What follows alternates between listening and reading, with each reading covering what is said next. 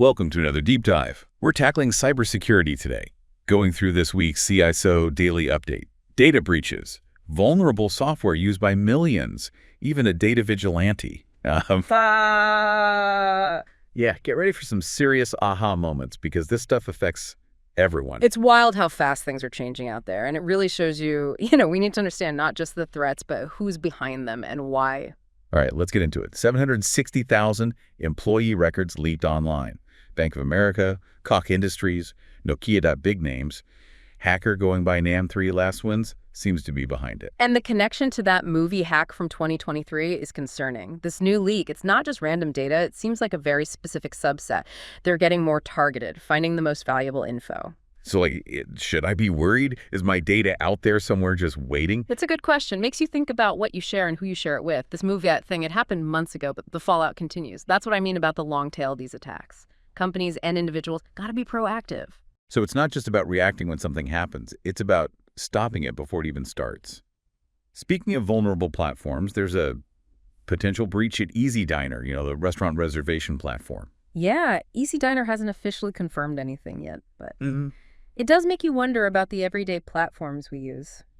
Think about it, your name, email, phone number, even credit card on those sites. Always good to keep an eye on your accounts, any suspicious activity, good cyber hygiene, Good cyber hygiene. I hear that a lot, but what does that even really mean? It's a few things. Strong passwords, watching out for those phishing emails, keeping your software updated. You're basically taking steps to protect your data before something happens, but also remembering that no platform is 100% safe ever. Right. Always be on guard. Okay, now get this.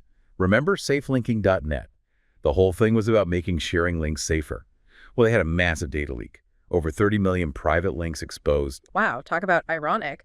Shows you even services that are supposed to be for security can be vulnerable. And the kind of data people share on safelinking.net, that's the concerning part. Healthcare stuff, payment requests, internal documents, that's serious. So what now? What if I use safelinking.net for something sensitive? Good reminder to be cautious about any service. Always think about the risks. If you shared sensitive info, change passwords, monitor your accounts, maybe even contact the organizations involved, just in case. Better safe than sorry. All right, a little good news now. The FTC is going after data brokers. They banned Xmode from selling location data. It seems like a big win for privacy. This is big, especially with how sensitive location data is. Imagine someone tracking your visits to health clinics or shelters, places of worship. That's scary. The FTC stepping in to protect that is huge. So data brokers, what are they exactly? I hear the term, but not sure I fully get it. Think of them as information middlemen. They collect data from websites, apps, public records, all over. Then they sell it to other companies for marketing, research, even surveillance sometimes. This action against Xmode, this could really change the whole data broker industry. Wow, they're like the puppet masters behind the scenes with all this data. Sounds like the government is finally taking notice. It's a good sign. The FTC is actually requiring OutLogic, the parent company of Xmode, to delete all that sensitive location data they collected. That's a big step in the right direction. Good to hear. But not all good news. In Global, they're a U.S. contractor, work with energy and government agencies. Got hit with a ransomware attack. Ransomware is everywhere now, so disruptive. And Global had to shut down their whole system, massive disruption. It's not even just about the data anymore. They're crippling essential services. Wait. And we don't even know how much data was actually stolen yet. That's the scary part about ransomware. Companies have a terrible choice: pay the ransom and hope you get your data back, or refuse and risk the data being leaked or sold. Talk about high stakes. And speaking of high stakes, remember NAM3L3s. They're back, leaking even more data. This time, it's a huge database from Jones Lang LaSalle. That's a global real estate company. What's interesting here is the vigilante angle. They say they're fighting cybercrime by exposing this stolen data. So fighting fire with fire, that's a bold move. Is this like activism, or is it just another form of cybercrime? Hard to say, really complex question. On one hand, they're exposing criminals and maybe preventing future attacks, but on the other, they're breaking the law and could be putting innocent people at risk. Yeah, where's the line? Speaking of ethical dilemmas, Apple's facing a lawsuit over employee monitoring. Oh yeah, that's interesting. They're being accused of using internal software to monitor employees' personal devices, basically getting access to all sorts of private stuff. It really highlights this tension between workplace security and individual privacy, especially now with everyone online. It's close to home. How much access should your employer have to your phone, your personal laptop? It's tough. Companies need to protect their data, keep things secure. But employees have a right to privacy, even at work. Right, and it's even harder now because so many people use personal devices for work. Bring your own device, they call it, BYOD. It's convenient, but it creates a whole new set of security challenges. So now it's not just company data, it's employee data too. Hmm. Adds a whole other layer to this cybersecurity puzzle. All right, let's get into some specific vulnerabilities to watch out for. We've got a lot to cover, so rapid fire round. First up, a decade-old vulnerability in Cisco ASA web VPN software, and it's being actively exploited. This is why patching your software is so important. Doesn't matter how old it is, attackers are always looking for a way in. Next, Nacho VPN. This isn't about a specific VPN. It's a tool that shows how VPNs themselves can be compromised. Kind of crazy, right? You use a VPN for privacy, but the VPN could be the weak link. Exactly. You got to choose reputable providers and understand that even VPNs have risks. No technology is perfect, especially if it's not designed or maintained properly. Do your research. Choose wisely. Okay, Veeam, the data backup and recovery company. They patched 2 critical vulnerabilities in their service provider console. Oh yeah, these were bad. Attackers could have executed remote code and leaked sensitive data. The good news is Veeam found these flaws themselves through their own testing. That shows they're taking security seriously. So some companies are doing the right thing. We've also got a 0-day vulnerability in TP-Link Archer AX21 routers, actively being exploited by botnets. 0 day. That means the vendor doesn't even know about it yet. No patch available. Those are the most dangerous. Attackers can exploit them before anyone can fix them. Yikes, ticking time bomb. And to make matters worse, there's a flaw in WhatsUp Gold software with publicly available exploit code. That's bad news. When that code is out there, anyone can use it to attack vulnerable systems. Makes it so much easier for attacks to happen. Even unskilled attackers can use it. It's like giving them a cheat sheet. And finally, Salesforce. Even the big names can have problems. Right. Misconfigurations can lead to account takeovers, data leaks, even on platforms like Salesforce. It all comes down to security best practices, even on platforms you think are safe. So no matter how secure they claim to be, there's always that human element, that potential for error. Okay, let's end on a positive note. The U.S. government is stepping up to protect data. Yes. The CFPB, the Consumer Financial Protection Bureau, they're proposing a new rule to regulate data brokers, trying to prevent the sale of sensitive personal info without your consent. This is big, right?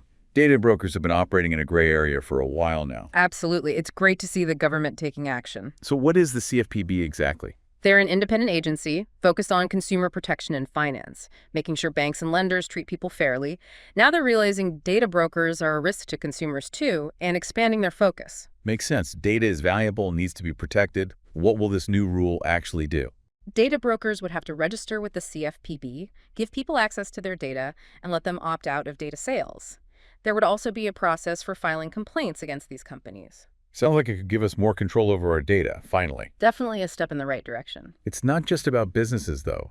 The Cybersecurity and Infrastructure Security Agency, CISO, they issued guidance on dealing with Chinese hackers, specifically a group called Salt Typhoon. Yeah, Salt Typhoon has been linked to some major breaches, attacks on AT&T, Verizon, big telecom companies, compromising government communications, stealing sensitive data, serious stuff. So we're talking espionage. What is CISA and what are they recommending? CISA is the nation's cyber defense agency. They protect critical infrastructure from attack. For Salt Typhoon, they're recommending a whole range of things. Patching vulnerabilities quickly, disabling protocols you don't use, securing important accounts, strong encryption, also logging system activity, monitoring your partners, being extra careful about your network. Sounds like it takes a lot to defend against these sophisticated attacks. It's amazing. The more we look at cybersecurity, the more you see how many threats there are. Data leaks, ransomware, government surveillance, espionage. It's overwhelming. And it's all connected. That's what's really striking. A vulnerability in one system can have a ripple effect. It impacts individuals, businesses, even national security. It's a complex web, for sure. It can be a bit doom and gloom, but there is hope. People are becoming more aware of these issues, individuals and companies. Governments are starting to regulate, fight cybercrime. Even these vigilantes, controversial as they are getting involved. Yeah, it seems like everyone's realizing cybersecurity isn't just an IT problem anymore. It affects us all, As we rely more and more on technology, this is only going to get more important. which is why we do this, right? Staying informed, taking steps to protect ourselves. Knowledge is power, especially in cybersecurity. Exactly. Understanding the threats is how we make good decisions about our security. So what do you say we take a break here, come back for part 2? Sounds good. Let's give everyone a chance to digest all this before we dive back in. Welcome back. Lots to cover still. We just scratched the surface before. Yeah, so much to unpack. But I think before we move on, it's good to connect the dots for our listeners. Hackers going after valuable data, governments trying to control the data brokers, even individuals taking the law into their own hands. It's like this battle for who controls our data is heating up. Definitely. It's a whole new era, data warfare almost. And the crazy part is we're still figuring out the rules. So how do we even navigate this? It's overwhelming. Well, awareness is key, right? Gotta know the threats, who the players are. That's what we're doing here, giving everyone the knowledge to make good decisions about their own security. Exactly. All right, let's get back to those vulnerabilities. What else is out there that we need to know about? So one that caught my eye, a flaw in TP-Link Archer AX21 routers. What's bad about this one, it's a 0-day vulnerability. The vendor doesn't even know about it, no patch yet. So if you have this router, you're basically a target. Pretty much, yeah. And to make it worse, it's being exploited by botnets. Botnets. Those sound like something out of a movie. They're basically networks of infected devices controlled by hackers. So like they hack into your router or computer, even your phone. Right, they infect it with malware. Then that device becomes a bot, part of their network, and they control it remotely. So it's like an army of zombie computers. Exactly. They can use these botnets for all sorts of stuff, sending spam, crashing websites, stealing data. In this case, they're using the TP-Link flaw to get into even more devices. So one vulnerability leads to another, it just spreads. Yep, that's why patching is so important. You're not just protecting yourself, you're stopping your device from being used to attack others. So how do we protect ourselves from botnets? Keep your software updated, that's the best thing. Vendors are always releasing patches to fix flaws, so install them as soon as you can. Also, watch out for suspicious emails and websites. That's how they spread the malware. Okay, good advice. Yeah. What else should we be looking out for? There's a critical flaw in What's Up Gold software. This is a network monitoring tool. Lots of companies use it. The flaw lets attackers run any code they want on the system, basically take full control. Wow, not good. What makes it really bad is the exploit code is publicly available. Anyone with a little tech knowledge can use it to attack. Makes it so much easier, even unskilled attackers can do it. Like giving them a blueprint for how to break in. Pretty much. Any good news on this front? Well, Veeam, the data backup company, they found and patched 2 critical flaws in their service provider console. Could have been really bad. Attackers could have run code and leaked data. But they found these themselves through their own testing and patched them quickly.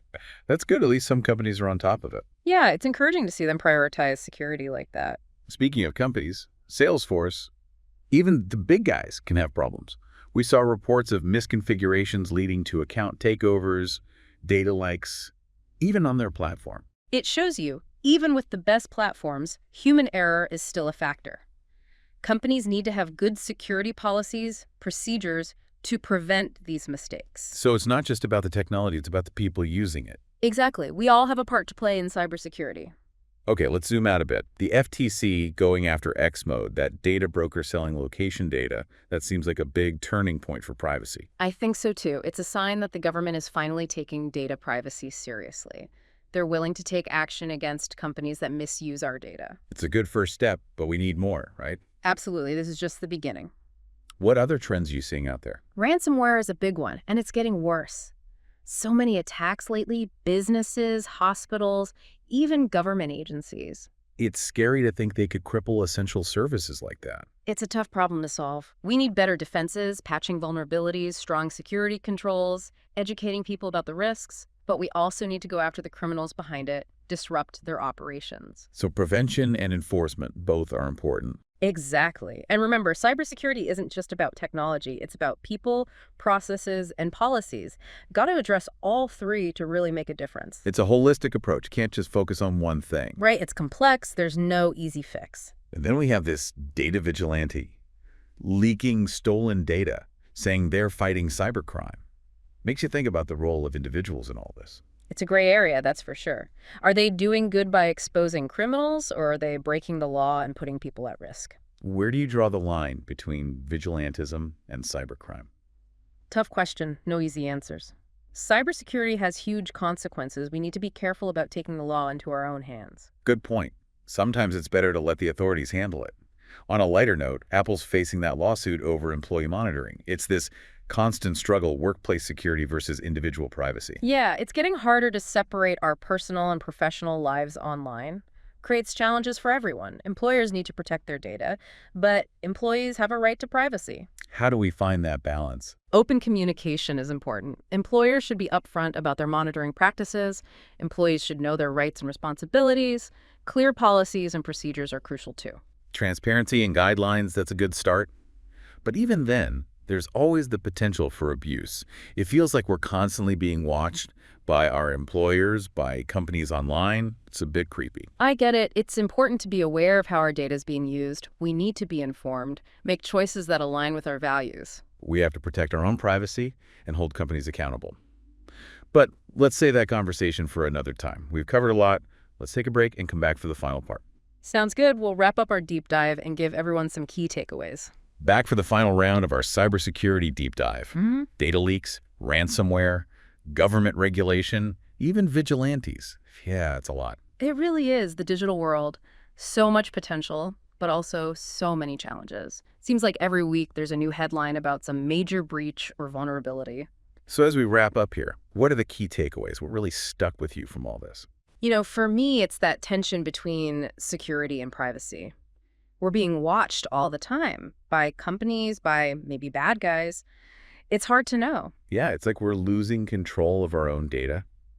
You share so much online, and then you hear about these huge data breaches.